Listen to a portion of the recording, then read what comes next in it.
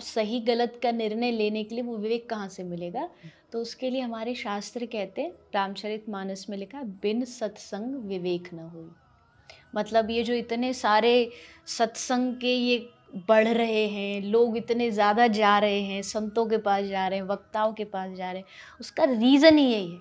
सत्संग सुनोगे तभी बुद्धि पर अपना कंट्रोल कर पाओगे और डिसीजन मेकिंग बहुत ईज़ी हो जाएगी कि हाँ, ये सही है और ये गलत है। होगा, वही समझा और समझ सकता है।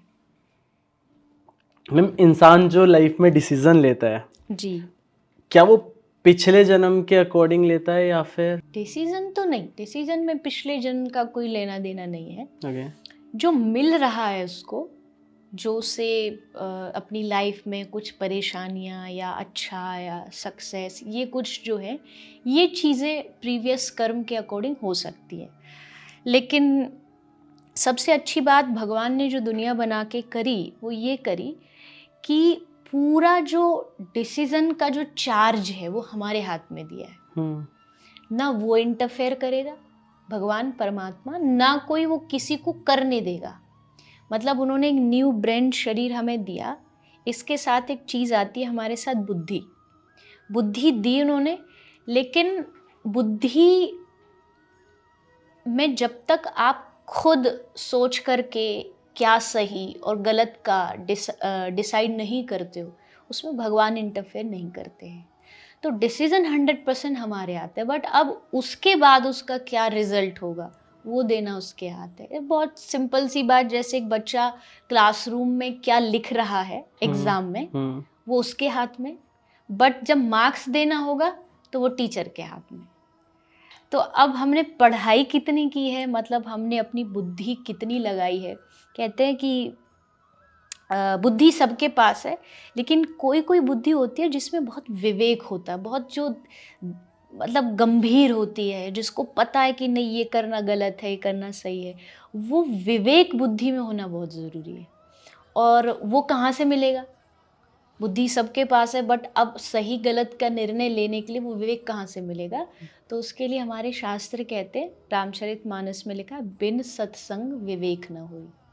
मतलब ये जो इतने सारे सत्संग के ये बढ़ रहे हैं, लोग इतने ज़्यादा जा रहे हैं, संतों के पास जा रहे हैं, वक्ताओं के पास जा रहे हैं, उसका रीज़न ही यही है। सत्संग सुनोगे तभी बुद्धि पर अपना कंट्रोल कर पाओगे और डिसीजन मेकिंग बहुत ईजी हो जाएगी कि हाँ, ये सही है और ये गलत है। तो उसके लिए सत्संग सुनो और फिर आप फ्री हो, फिर आप अपना निर्णय खुद लीजिए, आप अपने कर्म खुद करिए, बट सोच के करिए कि भुगतान इनका होगा एक दिन बाद में, चल करके रिजल्ट तो मिलेगा। रिजल्ट को सोच के काम करिए कि इसका रिजल्ट जब आएगा तो क्या मुझे लगेगा कि मैंने सही किया या उस समय मैं पछताऊंगा।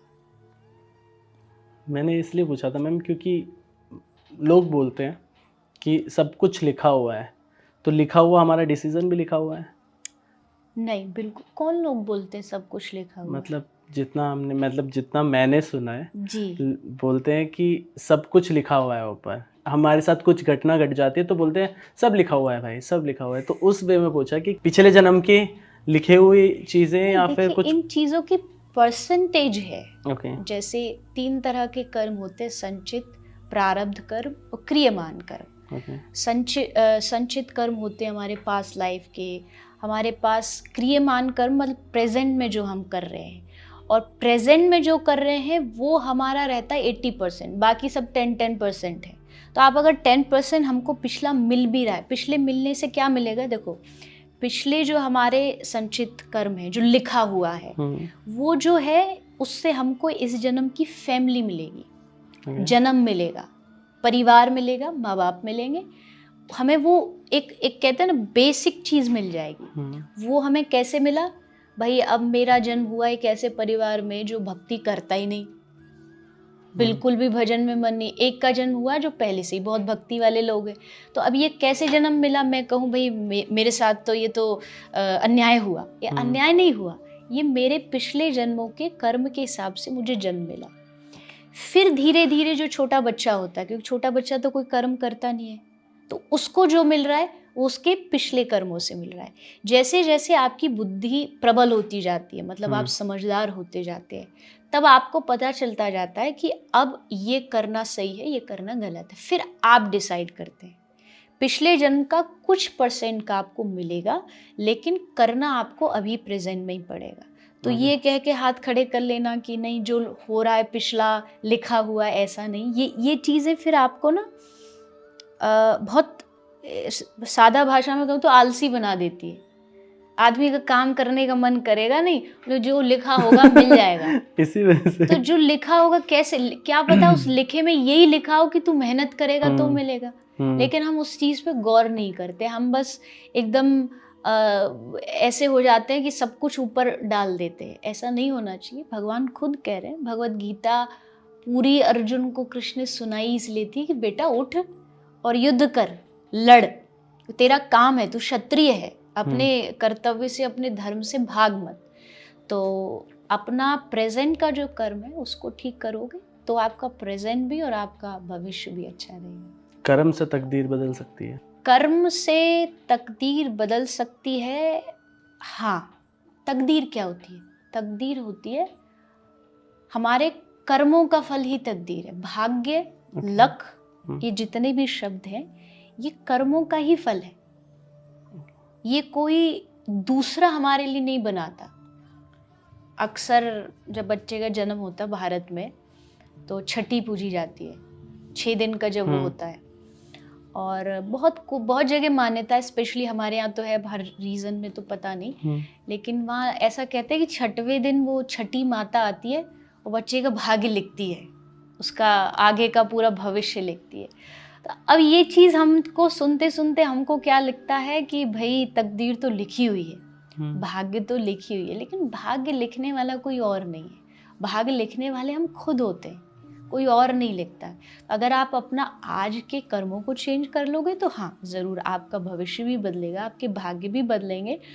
कुछ चीज़ें ऐसी हैं जिनका दंड तो मिलेगा, मतलब जैसे हम जो कर चुके हैं, जो चीज़ें हमने किसी को मारा है, किसी को प्रताड़ित किया है, तो कहीं ना कहीं जीवन में जाकर के उसका फल तो हमें किसी न किसी रूप में मिल जाता है। तो हाँ, एक उपाय और बताया है शास्त्रों ने कि अगर आप भगवान के नाम का सुमिरन करते और फिर आप सोचते कि अब मैं ये पाप नहीं करूँगा, देन फिर आप प्रायश्चित करके उन पापों से भी मुक्त हो सकते हैं। जी मैम, कर्म और धर्म ये रिलेटेड है? रिलेटेड इस सेंस में है कि जीवन में दोनों की ही बैलेंस होना बहुत ज़रूरी है। कर्म भी उतना ही ज़रूरी है, धर्म भी उतना ही ज़रूरी है।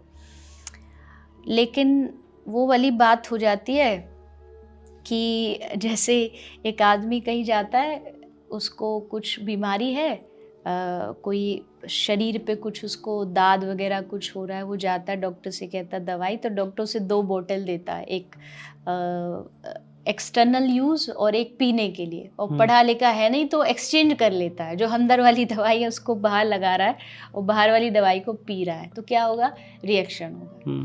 तो अब धर्म क्या है? धर्म जो है वो अंदर की चीज़ है, हमारे इनर पीस के लिए, हमारे मन की शांति के लिए है। हम एक बंद कमरे में बैठे तब भी हम धार्मिक होने चाहिए, ये नहीं कि हम बाहर ही निकल कर के धार्मिक बन करके दिखाते हैं।